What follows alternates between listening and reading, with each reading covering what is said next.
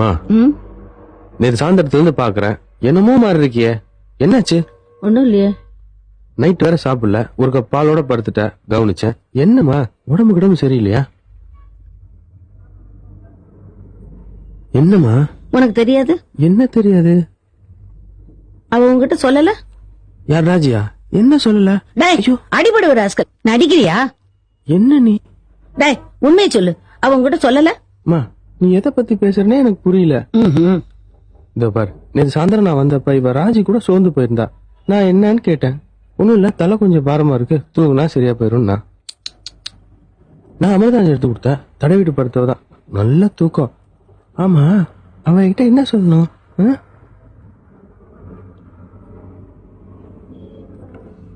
ஏமா உனக்கு அவளுக்கு ஏதாவது பிரச்சனையா? ஏதாவது தப்பா சொன்னாலா?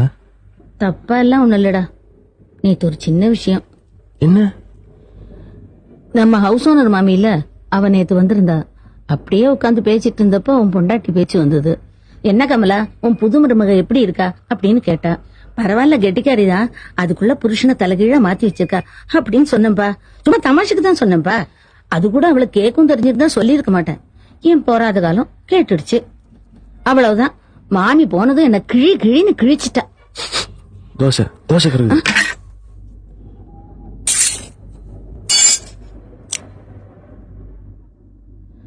என்ன சொன்ன? கிளின்னு கிழிச்சிட்டா. அப்புறம் உங்க பிள்ளை எனக்கு புடவை வாங்கி கொடுத்தது உங்களுக்கு பிடிக்கலன்னா அது என்கிட்ட சொல்றது. அதை விட்டுட்டு கேவலம் ஒரு 1000 ரூபாய்க்கு வரவங்க போறவங்க கிட்ட எல்லாம் என் மானத்தை வாங்குறீங்களா அப்படின்னு கேட்டுட்டாப்பா. பதிலுக்கு நானும் என்னமோ சொன்னேன்னு வையேன். உன் பொண்டாட்டி என்ன சொல்லிட்டா தெரியுமா? என்ன சொன்னா?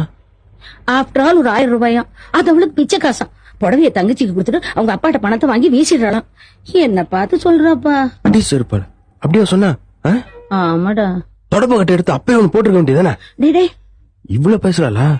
நான் என்னமோ வாயில்லா பூச்சிங்களே நினைச்சிட்டு இருக்கேன். திமிரு. உனக்கு இது வேணும். நான் எவ்வளவு சொன்னேன், நம்ம சக்திக்கு மீறின இடம் வேணான்னு கேட்டியா? இப்ப படு. பணக்கார வீடா இருந்தாலும் பொண்ணு நல்லா இருக்கடா, நீ தானே கட்டி வச்ச, இப்ப அனுபவிக்கிற. அப்பாட்ட வாங்கி கொடுக்குறாளாமா?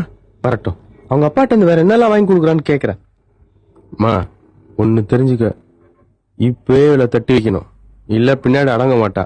வரட்டும், உன் காலில் விழுந்து மன்னிப்பு கேட்க வைக்கிறேன். டேடே அதெல்லாம் வேணாம், விட்டுறா. பண்ணது தப்புன்னு தெரிஞ்சதால தானே பாவம் உங்ககிட்ட எதையுமே சொல்லல. நான் கூட சந்தேகப்பட்டேன், நைட்டு பூரா உங்ககிட்ட வத்தி வச்சிருப்பான்னு. எதுவுமே சொல்லலையா? சொல்லியே. பாவண்டா, சின்ன பிள்ளைன்னு பார்க்காம நான் கூட கொஞ்சம் கத்திட்டேன். மத்தியானம் பூரா அழுதுட்டு இருந்துச்சு, எனக்கே மனசு கேட்கல, அதான்